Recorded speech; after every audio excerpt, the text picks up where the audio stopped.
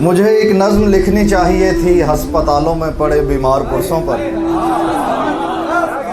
मुझे दरिया बदलती कश्तियों और बंद होते फाटकों पर नज़्म लिखनी चाहिए।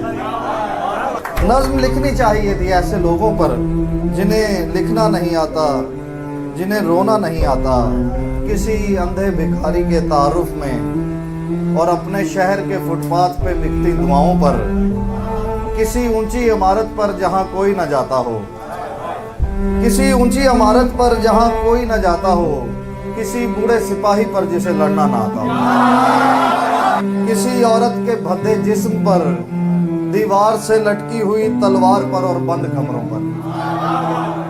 मुझे एक नज़्म लिखनी चाहिए थी, नज़्म कहती लड़कियों पर। मुझे एक नज़्म लिखनी चाहिए थी, नज़्म कहती लड़कियों पर, सस्ते तोहफों पर, किसी मल्लाह के दरिया में गिरते आंसुओं पर और उस माजूर बच्चे पर के जिसके साथ कोई खेलता ना हो। मुझे एक नज़्म